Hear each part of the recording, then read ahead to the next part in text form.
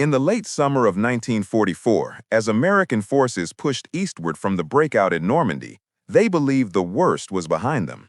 The hedgerows had been brutal, the bocage claustrophobic, but nothing in France prepared them for what waited on the edge of Germany.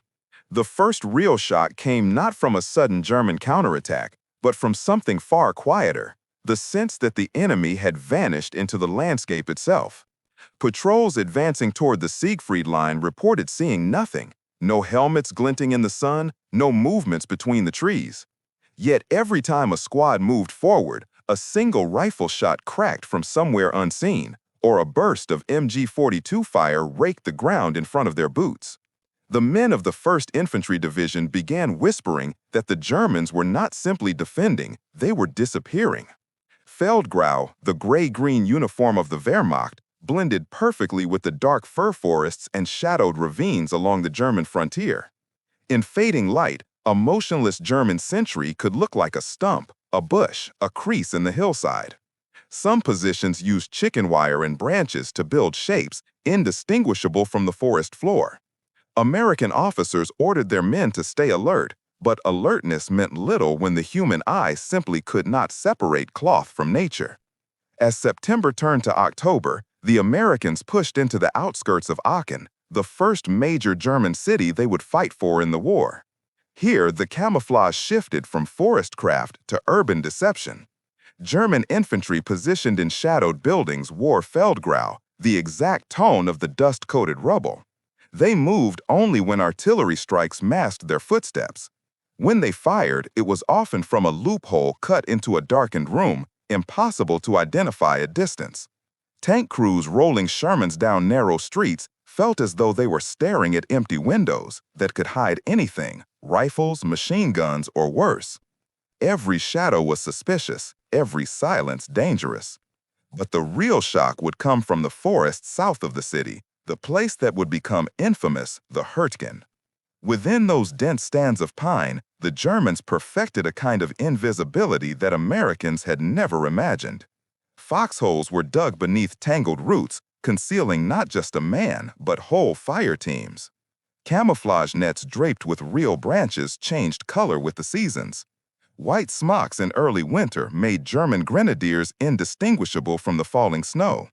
Men in the 4th Infantry Division reported advancing within 15 yards of a German outpost before realizing it existed, and by then the firing had already begun. Mortar tubes hidden beneath log piles fired and disappeared before counterfire could be arranged. Even the legendary American artillery struggled because there were simply no visible targets. For soldiers used to fighting with clear lines of sight, this new battlefield felt alien, suffocating. Veteran sergeants began telling newcomers to stop looking for men and start looking for shapes. A patch of darkness, too regular, a bush that had no roots, a glint of metal that did not belong. Yet even this advice often failed in the face of German discipline. The Wehrmacht had spent years perfecting camouflage training, whereas the U.S. Army had emphasized mobility, firepower, and combined arms, not concealment. But camouflage alone was not what broke American momentum. It was what the camouflage allowed the Germans to do, control the range of the fight. Every town and forest seemed designed to funnel Americans into kill zones where German soldiers waited with Panzerfausts, rifles, and machine guns. Unlike the open fields of France, here the enemy fought at distances so short they felt personal. In October, in Aachen, a Sherman platoon turned a corner and saw nothing but empty street. Seconds later, 2 Panzerfausts streaked from a second-floor window, so well camouflaged it might as well have been painted directly onto the wall.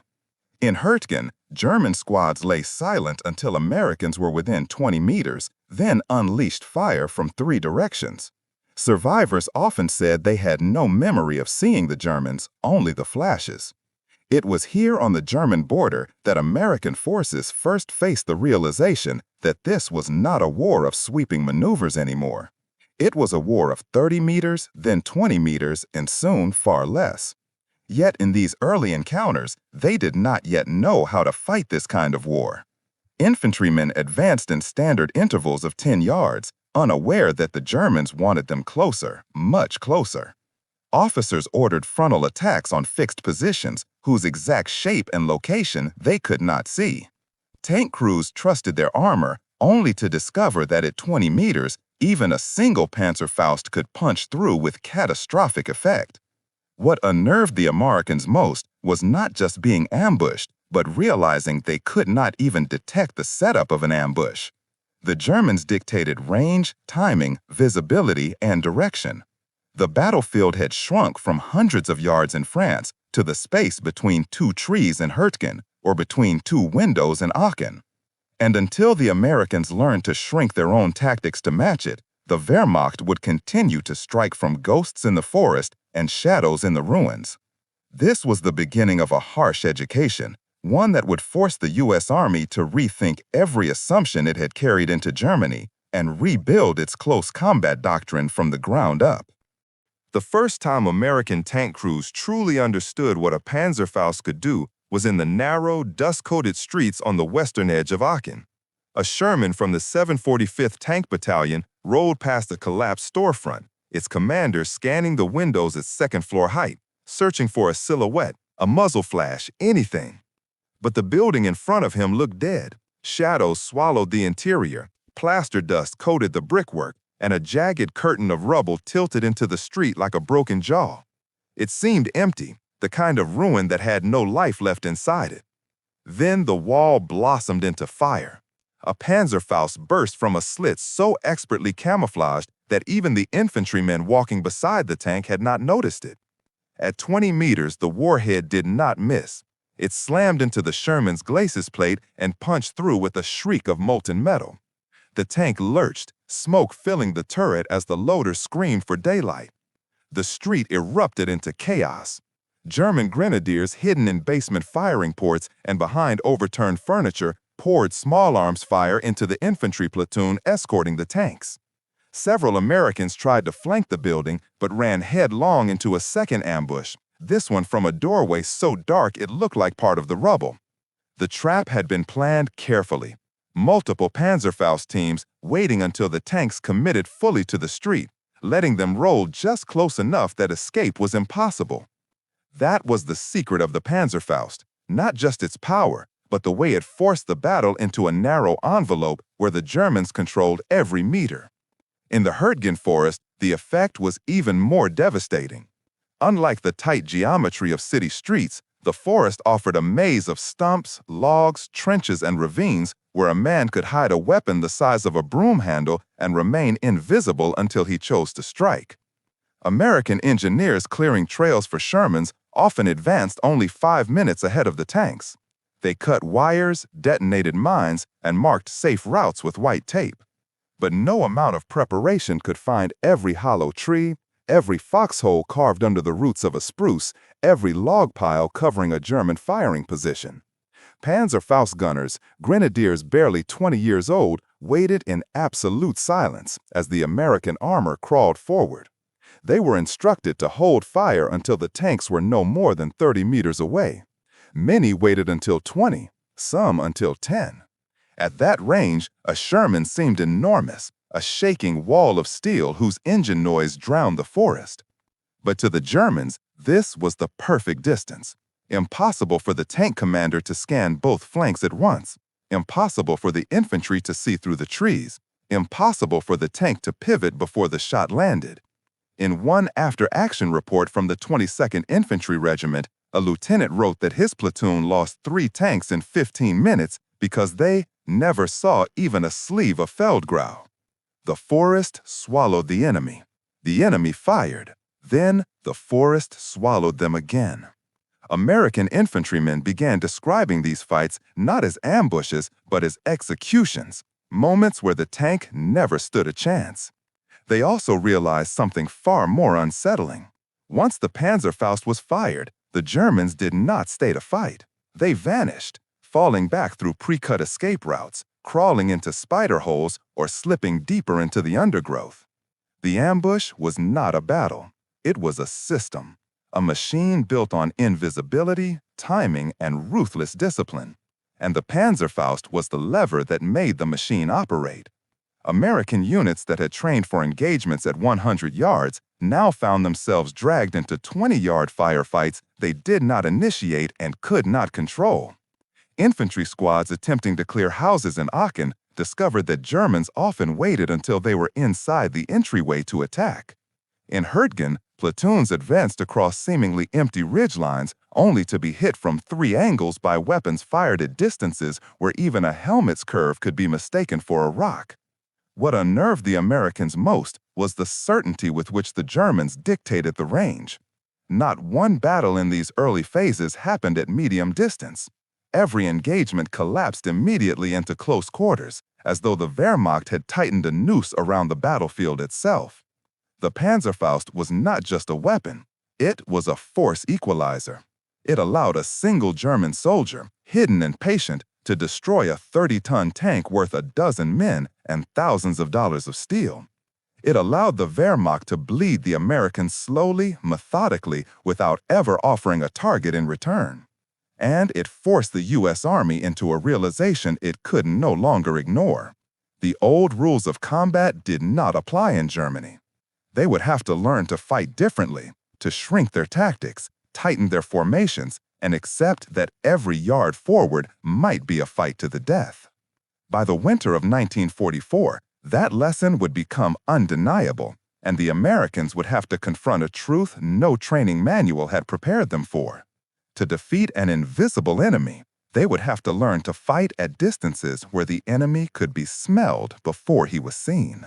By November 1944, the Americans finally understood they were fighting a different kind of war, one that shrank the battlefield until it fit inside a single ruined room, a shell crater, or the space between 2 trees.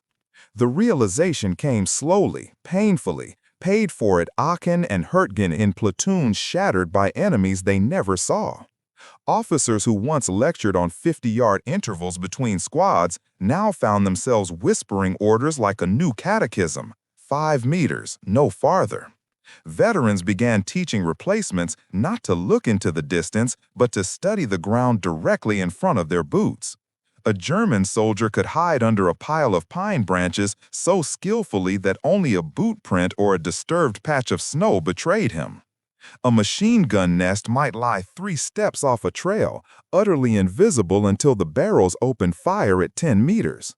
The battlefield had collapsed inward, and the Americans were being crushed in that collapse. The transformation in their thinking began at Aachen, where the 26th Infantry Regiment learned that entering a house through the front door was suicide. German defenders, dressed in Feldgrau that matched the ash-colored rubble, waited in stairwells and darkened kitchens only to strike when the Americans were within arm's reach. The U.S. Army had never before faced urban combat on this scale. The instinct was to search a building room by room. But in Aachen, room by room meant stepping into range of a Panzerfaust, an MG-42, or even a simple hand grenade dropped from a hole in the ceiling. So infantry squads adapted the only way they could. They stopped using doors. Engineers blasted holes through the side walls of structures, creating interior corridors that bypassed the kill zones. Assault teams stacked grenades along their belts and practiced clearing spaces by flooding them with fragmentation before a single boot crossed the threshold.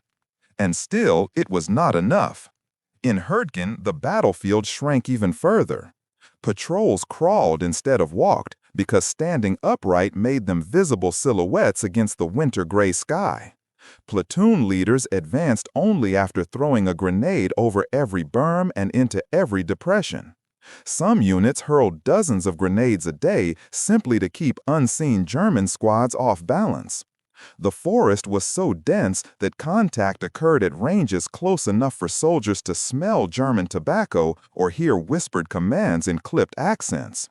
Men began to fight by sound, tracking threats by twigs snapping under boots or the faint scrape of metal on wood. Even artillery, America's great battlefield strength, struggled in this new environment. Shell bursts tore the tops off trees, sending splinters raining down like wooden shrapnel, often injuring the very men they were meant to protect. This forced infantry to move in small rushes of 3 to 5 meters, then hit the ground and wait, listening for clues about where the enemy might be hiding. Veterans later described Herdgen as a place where you could die without ever seeing the person who killed you. The shrinking battlefield forced the Americans to unlearn the fundamentals they had brought from Normandy. Spread out formations only helped Germans isolate and destroy them one by one. Slow, deliberate advances gave Panzerfaust teams the time they needed to reposition. The traditional march under fire doctrine collapsed when fire arrived not from a distant ridge, but from beneath a pile of logs at arm's reach. Slowly, painfully, the Americans rewrote the rules. Squads compressed until soldiers could touch the man in front of them. Sherman tanks advanced with infantry hugging their holes so closely the treads kicked mud over their helmets. Riflemen fired into every suspicious shadow, ditch, stump, or clump of snow, no longer waiting for visual confirmation of an enemy. At times, they advanced with bayonets fixed simply because combat was happening so close that a rifle's length mattered more than its sights. The psychological toll was immense. Soldiers stopped trusting their own eyes. Sleep-deprived and cold, they reported phantoms in the trees, shapes that weren't shapes, colors that didn't belong. A rustling branch could be wind or death. A snowdrift could hide a German in a white smock staring straight at them. But amidst this misery and terror, the Americans finally began to understand the enemy's logic. The Germans wanted zero-distance battles. They wanted ambushes where a Panzerfaust fired at 10 meters, where an MG-42 chewed through snow from a hole invisible until the last moment, where the Americans could not bring their superior artillery and armor to bear. If the Wehrmacht could drag the fight into these tight spaces, experience, not numbers, would decide the outcome. And for weeks, that strategy worked. But the Americans were learning. They were stripping away every habit that no longer served them, reducing their tactics to raw survival and brutal efficiency. They were not yet winning, but they were no longer dying for the same reasons. The battlefield had shrunk. Now the Americans were shrinking with it. By December 1944, the U.S. Army no longer fought the way it had in Normandy or even Aachen. Every regiment that had passed through the Ruhr frontier or the Herdgen forest had come out changed, bloodied, hardened, and furious at the unseen enemy that seemed to control every inch of terrain. What emerged from this crucible was not a random collection of lessons learned through misery, but a systematic transformation of how Americans waged close combat. The first change came from the infantry themselves. Platoons that once advanced in long skirmish lines now moved as compact assault teams built around a simple idea. Whoever established fire superiority first lived. Bar gunners were elevated from support roles to spearheads, firing short, violent bursts into likely hiding spots long before German defenders could ready their weapons. Riflemen moved in bounds so tight they could grab each other's jackets. Every hedge, log pile, cellar door, and collapsed wall received automatic fire before anyone approached it. Grenades became the default solution to uncertainty. At Aachen, assault squads burned through entire crates of fragmentation grenades each day, throwing them into stairwells, behind furniture barricades, into crawl spaces, even between roof tiles. The goal was not finesse, it was denial. If a space existed, it was a threat. If it was a threat, it was destroyed. Engineers stepped into a new role that would define American urban warfare for decades to come. Instead of following infantry, they led them, carrying satchel charges, pole charges, blowtorches, and coils of TNT fuse. They did not attack doors, they removed walls. Patton had once said that fixed fortifications were monuments to human stupidity.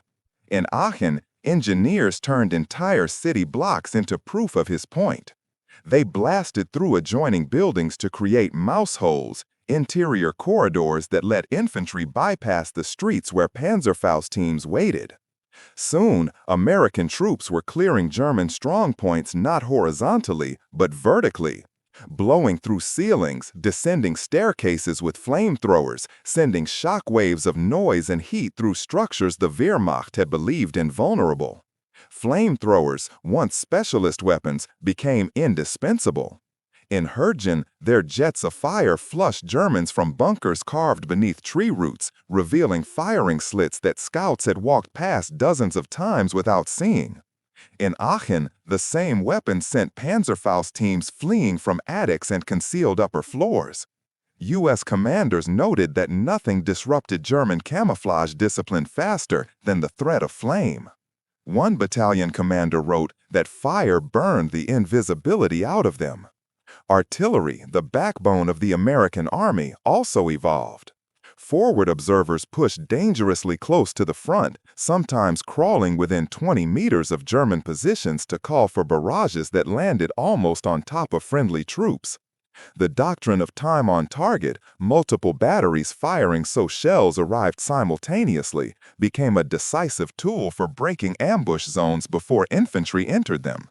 In the forest where spotting was nearly impossible, Americans used tree bursts intentionally, setting fuses to explode high enough to rain splinters downward into German foxholes. It was messy, imperfect, and terrifying, but it robbed the Germans of the concealment that had shielded them for months. Meanwhile, tank infantry coordination underwent a revolution. After losing dozens of Shermans to Panzerfausts fired from 20 meters, crews no longer advanced without infantry physically touching the tank's hull.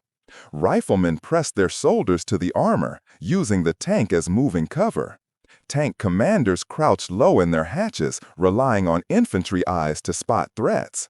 This marriage was uncomfortable. Infantry hated the noise, heat, and visibility of tank movement.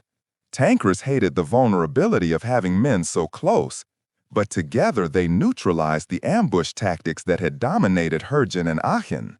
Once separated, they died. Together, they survived. Perhaps the greatest change came in how American soldiers thought about the enemy. Early in the campaign, they had tried to find Germans. By winter 1944, they stopped trying. Instead, they assumed Germans were everywhere unless proven otherwise. This shift, from seeking confirmation to assuming presence, reshaped doctrine. Patrols opened fire not when they saw a target, but when they sensed one. Silence became as meaningful as noise. If a forest ridge was quiet for too long, artillery hit it. If a window looked too dark, a bazooka round shattered it. The Americans began erasing potential ambushes before they existed. It was brutal, relentless, and for many psychologically scarring. But it worked. By the time the front rolled toward the Ruhr River, something remarkable had happened. The Wehrmacht had lost control of engagement distance. Their carefully prepared 20-meter ambushes failed because American infantry no longer entered kill zones unprepared. Panzerfaust teams died before they could fire. Camouflage nets were shredded by preemptive grenades. Log bunkers that once held out for hours collapsed under coordinated engineer artillery assaults executed within minutes. The Germans had forced the Americans to rewrite the rules of combat. But in doing so, they created the very army that would break them.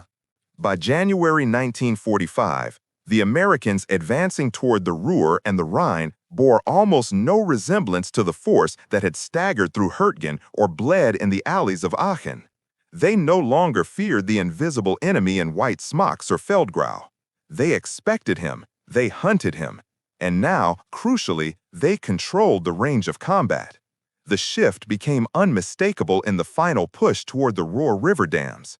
Patrols that once crept anxiously through trees now moved with a feral alertness, bounding forward in 5-10-meter rushes, rifles raised not at distant ridges, but at the darkness between trunks, the cracks in rubble, and the slits in German bunkers. Grenadiers waiting with Panzerfausts in cellar windows found themselves smothered by bursts of BAR fire and fragmentation grenades before they could lift their sights. The same American infantry that had once died in cleanly arranged German ambushes now attacked every potential hide site as though it were already occupied. A log pile received a grenade, a snow mound received a burst, A dark window received a bazooka.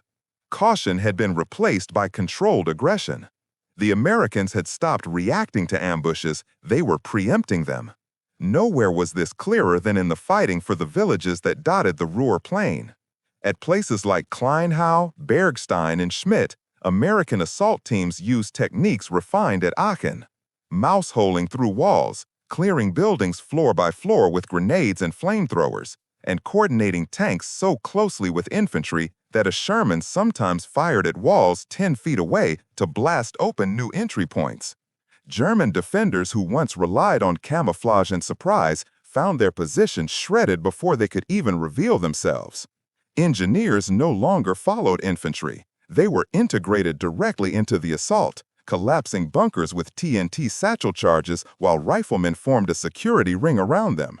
Flamethrower operators moved like executioners, clearing root bunkers and undercuts that had cost so many American casualties in the forest. The very tactics that once made the Germans invisible now became liabilities. Any unnatural mound of earth, any perfect line of branches, any oddly shaped shadow was singled out and destroyed. Artillery, too, had evolved into a precise and terrifying instrument.